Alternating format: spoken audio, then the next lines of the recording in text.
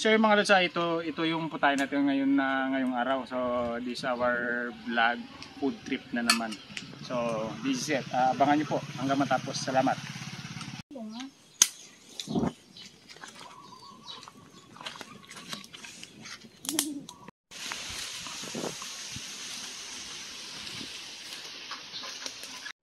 So yun mga lods, gigisa na tayo ng garlic. Mga ingredients natin.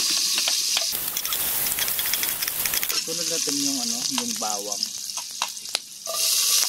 at kamatis. Ito na. Ganun pa rin yan.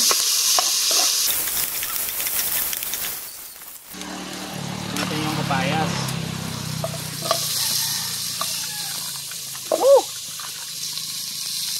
Napakainit.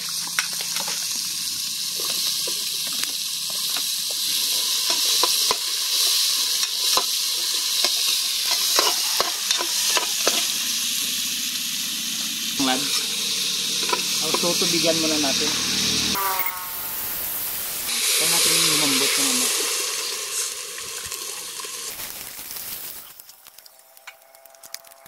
Papaboil muna natin ito saglit lang.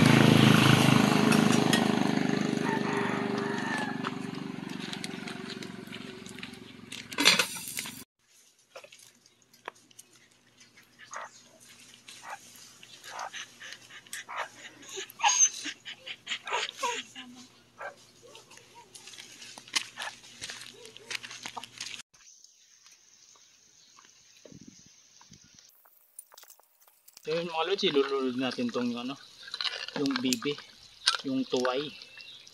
Alright. So, mas more babango, lagyan natin ng sangig. Ito yung sangig. Alright. Ito sangig. Titimplahan natin ito ng asin.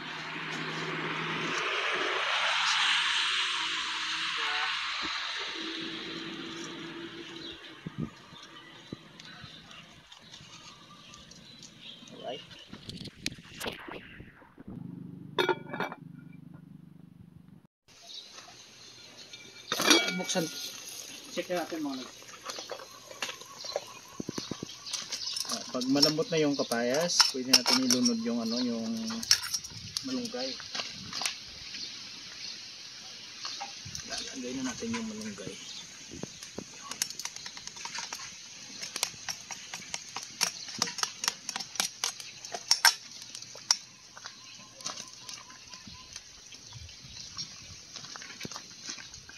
Hayaan natin yung mag-boiled ulit siya kahit na 2 minutes lang, 2 minutes boiling o 1 minute, okay na yan.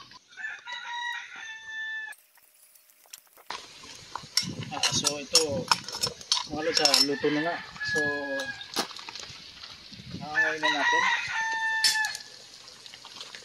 hangangoy na natin siya, lalagyan na sa mesa. Puso yan.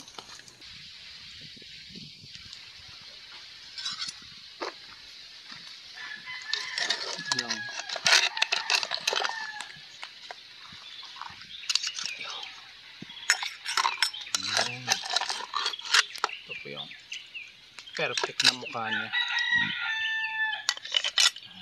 Diba? Yan na kapayas.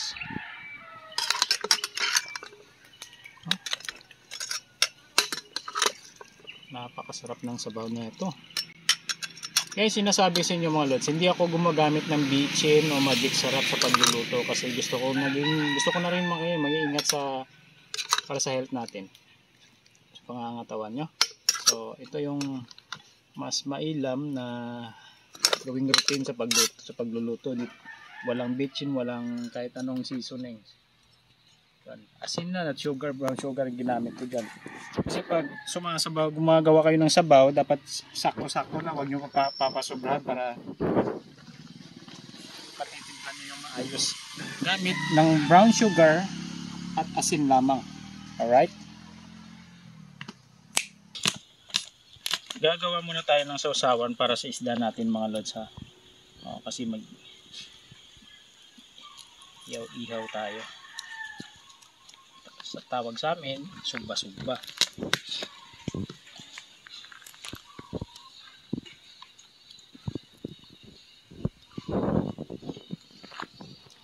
Medyo malangaw ngayon ng panahon.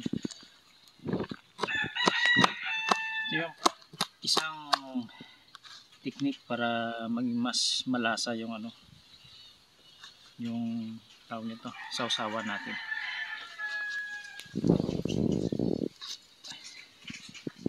Yan. Yan ang mukha niya. Okay. Lagyan natin ng suka. Yung tuba na suka. Tama lang. Toyo. Saktong toyo. Yan. At konting asin.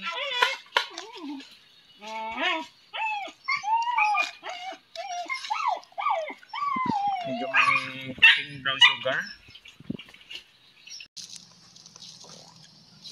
So ito lalagyan natin ng brown sugar mga lods para pang pagana.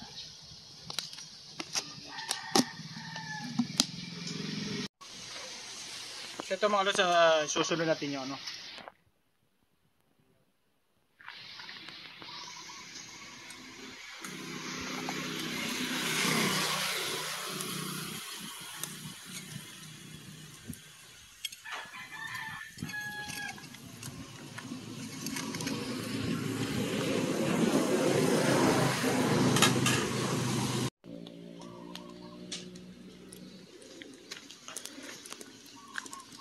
Yun oh, yung inihaw natin mga lods, right?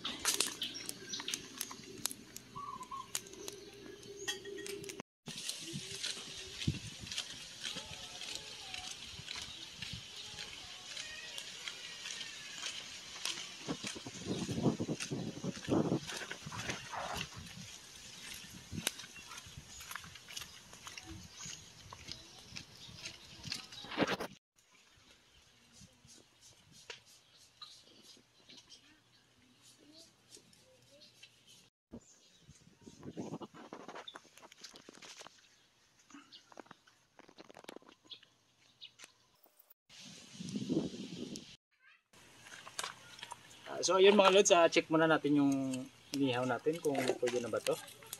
Umiitim. Half cook man siya. Yeah, napakausok. Okay na. Tawag nito half cook.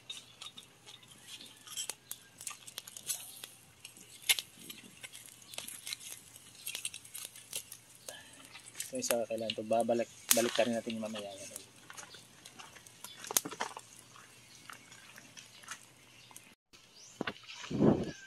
Okay na to, half cook lang mga lods.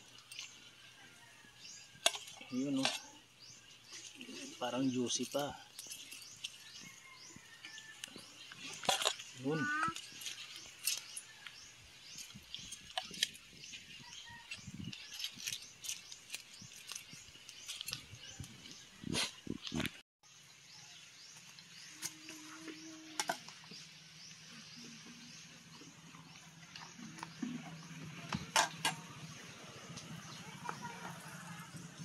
Medyo malangaw mga lods.